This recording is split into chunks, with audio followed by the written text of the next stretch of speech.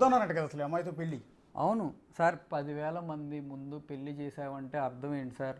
దాచుకునే అమ్మాయిలను అట్లా చేసుకుంటావా? నేను మీడియాలో కూడా నాకు నా వైఫ్ కూడా ఉందని కూడా చెప్పాము మొన్న డ్రింకర్ సాయి ప్రమోషన్ అప్పుడు కూడా. ఒక్క నిమిషం, నెక్స్ట్ వీడియో ప్లే చేయరా.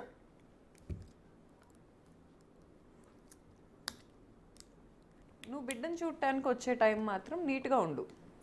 రోజు వస్తావా అంటే వస్తా అన్నాడు. సరే నువ్వు నీ ఫ్లాట్లోనే ఉండు, మా విల్లా దగ్గరికి రా, వచ్చి రోజు బిడ్డతో కొంతసేపు ఉండు అని చెప్పా. వచ్చాడు.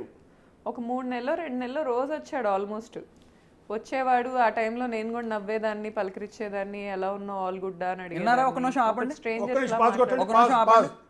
బాగున్నా ఉందా, బిడ్డ కోసం వచ్చావన్నా. ఫిబ్రవరి 15 వెళ్ళా తీసుకున్నాం. ఫిబ్రవరిలోనే మూర్తి కూడా వచ్చాడు. ఓకే, ప్లే చేయండి ఒకసారి ప్లే చేయండి. తర్వాత బిడ్డతో బాగానే ఆడుకునేవాడు. ఒక 15-20 minutes or half an hour time spend చేసేవాడు, వెళ్ళిపోయేవాడు.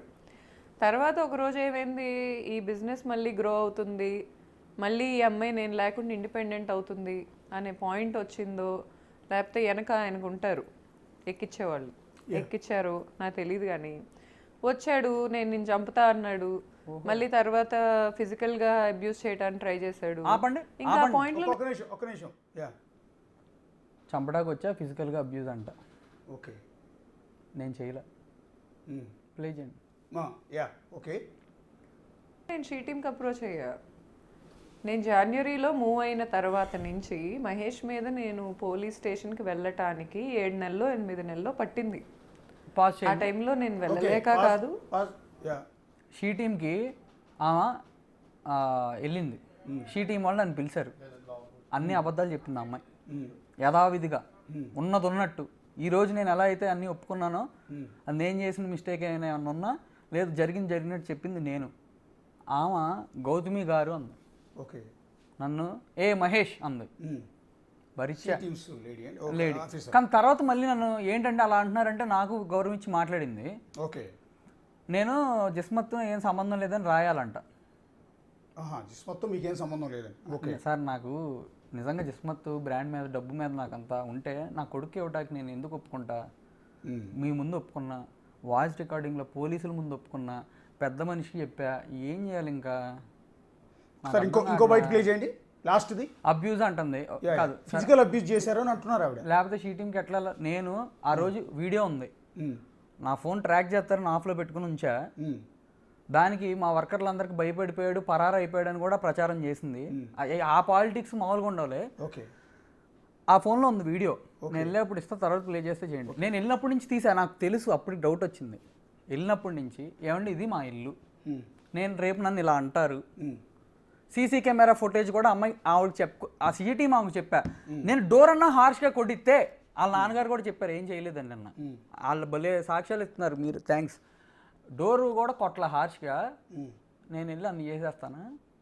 ఓకే, డోర్లు వేసుకుని లోపల కూర్చుని ఓకే మెసేజ్ పెట్టా మా అత్తగారికి అప్పుడు కూడా, ఏమండి ఆ అబ్బాయి చెప్పాడు ఇలా జరుగుతుంది కదా, నాకు ఒకసారి నా కొడుకుని చూపిస్తే వెళ్ళిపోతాను అని చెప్పా. 10ంటికి వచ్చాను అన్నారు. అది ఓకే, ఒక్కసారి ప్లే చేయండి కంటిన్యూగా. నాకు యాక్సెస్ లేక కాదు, కేవలం అతను మారుతాడు.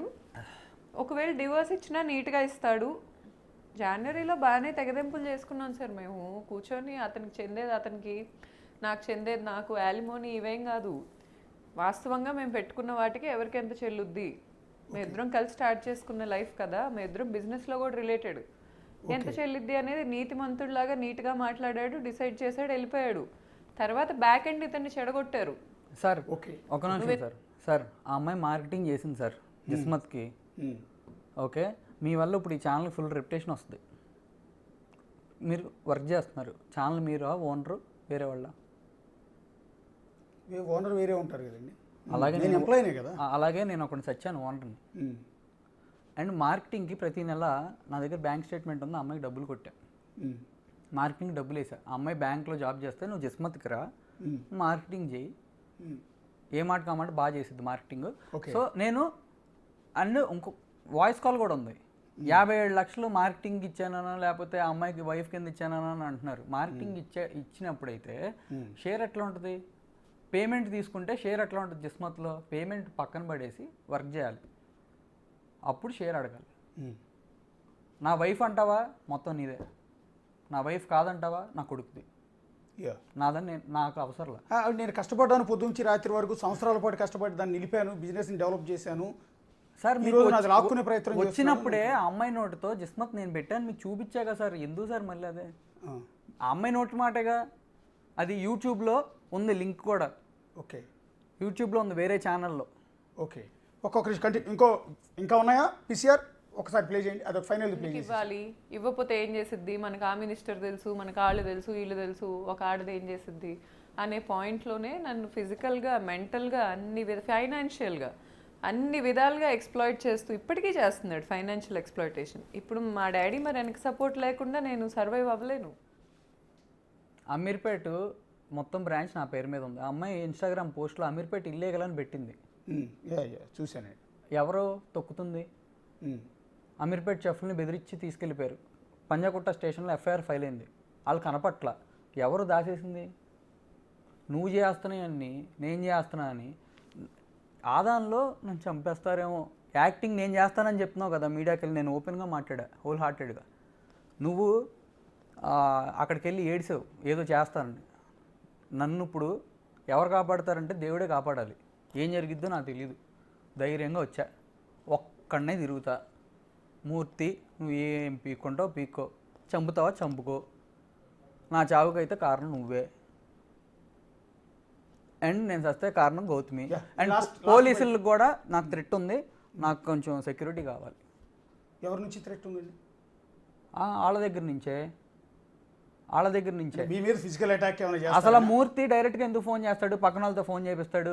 మా అక్క డ్రగ్స్ను ప్రాస్టిట్యూషన్ చేస్తుందని చెప్పి ఇల్లు ఖాళీ చేయించమన్నాడు.